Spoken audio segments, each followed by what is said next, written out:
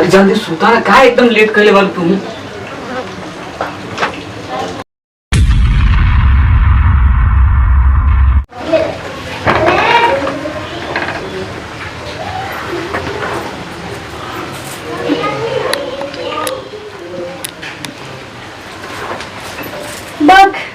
इतना गर्मी लगा था ना, एक तो ना हवा ना बतासा कुछ नहीं के, बहुत खिड़की दरवाजे दोनों खोले में तब ऊपर से इतना साड़ी मोटा पहनले बनी कि और ही गर्मी लगता है। हमार मरद तो उनकरा तो बाहर बाड़न, उनकरा तो कोनो चिंता नहीं कि घर में के कैसे रहत हुई सुतत हुई ना। रात के हमार नींद पूरा भइल बाटे, भोर में सुतल बानी तो गर्मी लगता। पता नहीं स्टार्टिंग से गर्मी में नहीं सुतत तो कहाँ से सुत जाए, का करी। उनकरा से तो कहला पर आज बोल दे हम और कल बोल दे हम। हाँ बाबूजी से हम बोलबे ना करे ना, उनको से एक बार बोलनी तो उनका कान में दिमाग में घुसल ही नहीं कि हाँ पंखा कम से कम ओकर घर में के बनवा दी रहो ना। तनी मिस्त्री का नंबर तो हमारा भी बटल ही बस सिलेंडर के। तनी जा तनी सोनू जी भी फोन कर दी, कह दे कि आज तनी हमारे पंखा बना दी, कैसे कि बनावे लन सुन तो बानी का छतरी उतरी वही न दिले रहा नंबर।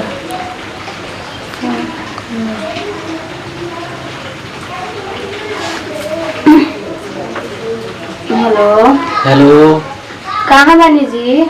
अरे हम तो बानी जी हो, बोला ना का काम बाटे। पहचानो तनी के बोला तनी हम तो के पहचानते नहीं कि हम ही ना लगैले रहन तोर घर छतरिया। अच्छा हाँ, नंबर से बात का दे रहा फोन में, नंबरवा सेव कर लेना। हम केनो कस्टमर का फोन ना मतलब एक बार आ जाई ओकर नंबर हम सेव कइए ले। अच्छा कलानी ना। हाँ बोला ना तनी बड़ी दिन से हमार ना का हमार बताई कुछ पंखा बड़ी बिगड़ल बाटे जी। जानते भाई गर्मी के दिन बाटे, कैसे आदमी रही सूती होती ना, रात के सुतल पूरा होता ना दिन में सुतल पूरा होता। ते आज न तनी घर पंखा बना तू एक बार पंखा बनवैले रहलू, फिर तोर पंखा बिगड़ू इतना जल्दी ओती बेरी तो कोवाइल ओकर चेंज करवैले रही। अब की बेरी पता ना का भइल बाटे, चलते नहीं के डायनावे इतना तो जल्दी जल्दी पंखा खराब होई बताव तो तोहरे के ना घाटा होई, हमरा के थोड़ी होई। देखी ना समझ तो का करी। देखते भाई पुराना चीज के रखो ना, बार बार बनाएम तो ओकरा में कुछ ना कुछ खराबे होते रही। हम देख ले, हमरा देखे में का बा, हमरा पैसा बस मिली तो पैसा देबू, हम काम करम। चार्ज ले लेम अपन जितना ले खोलता। हां एक रिचार्ज चल जान तो लो, पंखा के 350 रुपया चलत आई, हम बना के चार्ज लेके हम घरे आ जिम अपन। तो कितना देर बाद आवत है? बस आवे के पड़ी, मतलब आवे ही के पड़ी के मतलब ना है बोलो। अरे अभी आ जाती तो बड़ी अच्छा रही जी, आ जाए ना। चलो ठीक बा, हम 2 मिनट में एकदम आवत हैं। ठीक ठीक है बस जल्दी आई कनी, नींद लागत है हमारी, नींद पूरा नहीं देनी। चलो कहले तो हड़म क्या होता नहीं तुरंत ले, कम से कम पंखा हमार बंद तो दी काल से सूतल नहीं कि आज कम से कम बढ़िया से सूत जाइम ना। गर्मी में आदमी का लागत है कि परान निकलत है। हेलो आ गई निका जी? आ गई नहीं कनी ना 2 मिनट लागी। हाँ हाँ अच्छा सुना, एगो छोट लड़का ले आ सकत नहीं अंदर आवा। हाँ आ जाइए जा। चल कहां पंखा देखो तो नहीं कहीं से पंखा बिगड़ होगा तो चलता ही नहीं खेल। चला टाइट वाले ना। हां एकरा के बहुत एकरा के सिखा देले माने कुल चीज। अच्छा 2 मिनट बैठ सकत नहीं जमनी को। हां बैठी जी रो बैठी। पानी वानी पियम जा? नहीं पानी इतना पी के इतना दूर से नहीं जानते, बोल मोटरसाइकिल खरीद ले बन जा बाकी हो, बड़ा कमाई बाय करी हमनी को। अरे हाँ जी रहो लोग ठीक है, बस 10 मिनट खातिर चलो मैंने कहूँ अपन जितना चाहिए। 350 रुपया तोहरे से लेके जाए कभी देखी हो ना, 350 रुपया मतलब हमारे से 350 रुपया ले खेतो ना। चलो ओकर मतलब कमावा देखे के ओकरा बाद अपन देख लेबे को, ओही में डिस्काउंट कह देबे के 10%। तो ठीक बा, मानत नहीं के सब कोई से रहो अपन चार्ज ले तो कम, लेकिन हमनी के तरह मतलब बाइन जे नजदीके के तो तनी हमनिए से का होता नहीं ले, हम कम ना कर सकते ना। ई तो बात सही बोलो, ऐसन कुल देखेबो तनी कम लेवे करेगे। काची दिखता जी? अरे गलत मत समझियो, काहे इतना टेंशन में हो जालू हमनी को बोले ना गलत हम मालिक बिना बोले ना। तो वो दोनों में से पंखा के खोली चेक कर ले बनाई हम आई चेक करेला।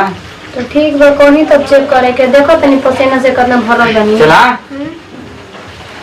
पंखा चेक करो ठीक, अब देखिए खराबी ओकरा में कुछ होई ना तनी मनी बढ़ाइए के बताइयो। पंखा का नाम का बोल बते चलता ही नहीं खे, बढ़ाइए के बताइयो। ठीक ठीक बा चेक करो, बोलिए का कमी बाटे तब हम बतियावत नहीं। अरे परवा का पंखा बस हाँ जी वे पंखा अरे वो पंखा नहीं हौ पंखा निचला बनावे के बट हे चला हाँ टाइट रह जल्दी टाइम नहीं है आइल बन जे टाइम खटिया निकल रख दे बस अब तू एजिंगल देख लो ना खाली अपन अखियल देख लेबो त बन जाई उ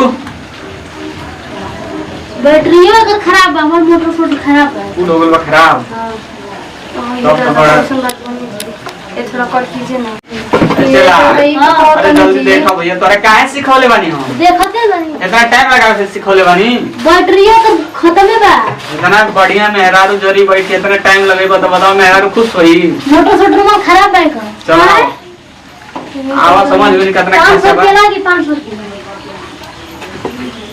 500 रुपया ना हम तो 350 बतौले रहनी हाँ तो 500 लागी और जौन का अजलस वगैरह ले ब्रह्मा का लिखल अब एक और ये इंची तो कम ना जो हो मतलब इंसान बराबर जीवन जीवन और किनका लिखल कोई टाइम लग सकेला ब्राह्मण जी है वो अच्छा चलो 5-10 रुपया कम हो गई तो मोटर खरीदे में मतलब 500 रुपया लग जाई 500 रुपया तारा लागी हम तो बनवाए बनवाली तो 500 निकले आए खरीदे में अलग से ट्रेंड कर देले बानी टेंशन मत लो को पैसा तोरा से बढ़ा के लेनी ना ना पैसा लगेला जी 500 के बहुत बढ़िया जान तो कौन पंखा हुए ब्रांडेड पंखा खरीद ले वालू गारंटी के साथ मिली मोटर 500 के ब्रांड एकदम खराब हुई तो गारंटी दूसरा का पंखा खरीद ले वालू इतना ब्रांडेड पंखा चलेबू तो पैसा तो लगबे करी तो मानो एगो काम करी ना मतलब थोड़ा कम में ना हो सकेला कम का करू बोला ना पूरा कम कर देबे हमनी के पास एगो जुगाड़ बा कौन जुगाड़ पर बोली जुगाड़ हमनी के खुश करे के पड़ी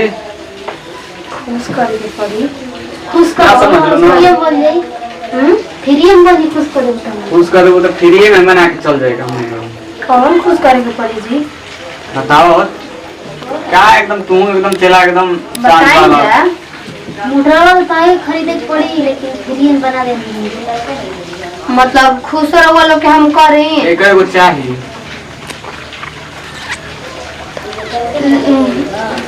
कम कहीं सोचे लगलू तर वो तो का कहे जाला मान ली खुश होइए जाए लेकिन मोटर खरीदे के पैसा हमारे देवे के पड़ी रवा ना खरीद सके ना ना वो कुछ ना खरीदाई हमनी को कुल लगा देवे के बस तू तैयार हो खाए खाली खाली यदि सूते के बाद 2 मिनट अब कोई से कहूँगा ना जी कि वही से ना उससे कहे कहबे ना करेगा हमनी के उसका है नहीं जा और हमारे थरियावा में खाला तो नहीं करेगा कह दिन हर में जाके चला अभी जा अरे हम बाहर ना हो आओ बैठ बाद में जाइयो काहे तू एकदम जान तो लो जाए दिन ना जी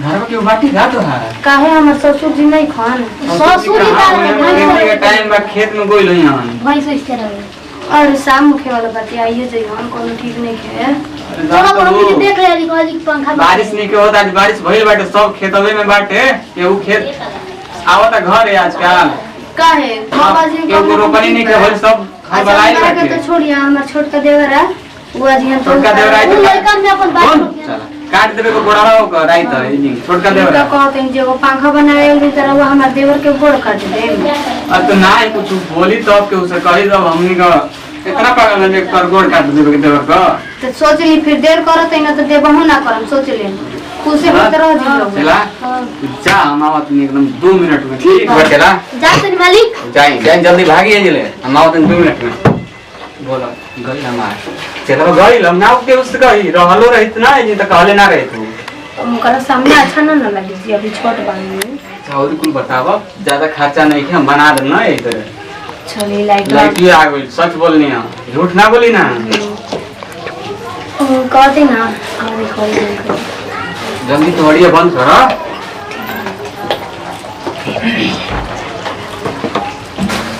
चादर उड़ाई बंद हो गई जल्दी अरे जल्दी सुता ना का एकदम लेट कर ले वाल तुम